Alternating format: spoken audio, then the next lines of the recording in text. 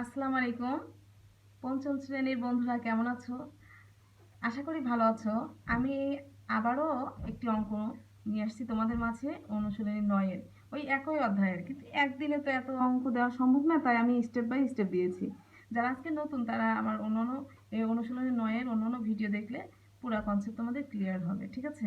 আবার পরবর্তীতেও আমি আরও ছাড়বো এই অনুশীলনী ৯, ঠিক আছে?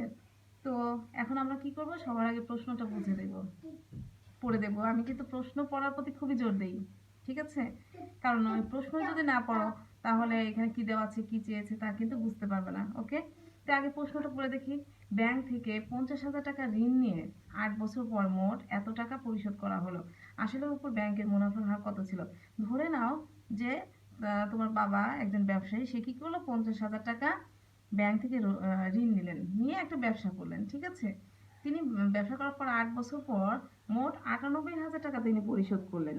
খেয়াল করো, যে ঋণ নিলেন মাত্র 50,000 টাকা, কিন্তু 8 বছর পর সেই টাকাটা পরিশোধ করতে গেলেন, সেখানে 98,000 টাকা পরিশোধ করা হলো।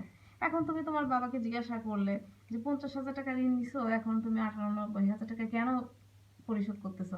তখন তোমার বাবা বললো যে এই যে তুমি জিজ্ঞাসা করলে যে এক্সট্রা যে টাকাগুলো, এটা কিসের টাকা? তখন তোমার বাবা কি বললো, তোমার যে এটা মুনাফা বা আসল বা সরি, মুনাফা বা লভ্যাংশ বা সুদের টাকা এটা, ঠিক আছে? তখন তোমাকে তোমার বাবা বুঝিয়ে বলো। তখন তুমি জিজ্ঞাসা করলে যে 50,000 টাকা দিলে ঋণ নিয়েছো, তুমি 98,000 টাকা পরিশোধ করলে, তাহলে এখানে কত টাকা সুদ?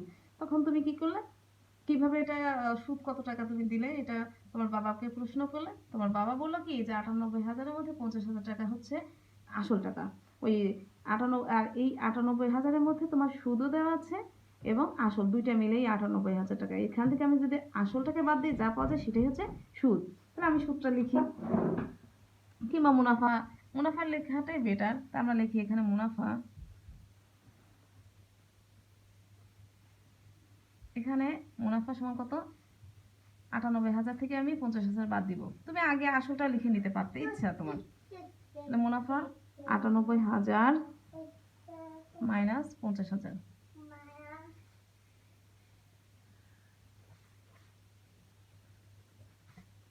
বিয়োগ করলে কত হয়?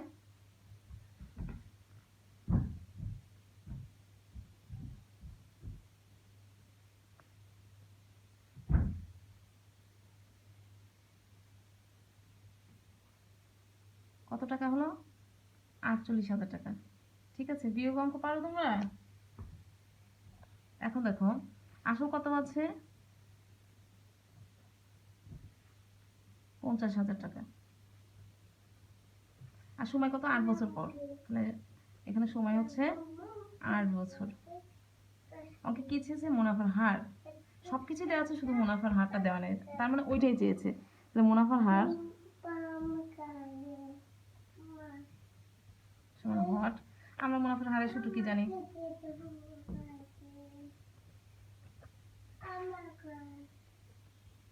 মুনাফার হার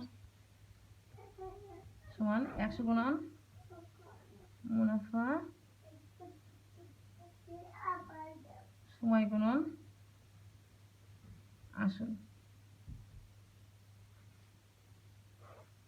100 কত? 100 সূত্রে মুনাফা কত দেওয়া আছে? 48,000 টাকা। সময় 8 বছর, আর আসল হচ্ছে 50,000।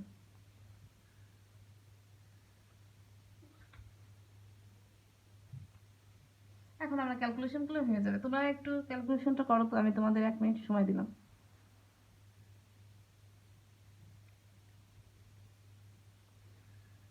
আচ্ছা দেখো, আমরা এখন এটাকে কাটাকাটি করব, ঠিক আছে? এই শূন্যর সাথে এই শূন্য কেটে দাও, এই শূন্য এই শূন্য কেটে দাও, এই শূন্য এই কেটে দাও, ঠিক আছে? আবার এই শূন্যের সাথে এই শূন্য কেটে দাও। এটা হচ্ছে সহজ পদ্ধতিতে। এখন 6 8 কত? 48। আর 5 দুগুণ কত? 10। তাহলে কি পেলাম? 6 দুগুণ 12। উত্তর মুনাফার হার কত? 12%, ঠিক আছে? মুনাফার হার কত পার্সেন্ট? 12%। শেষ। আশা করি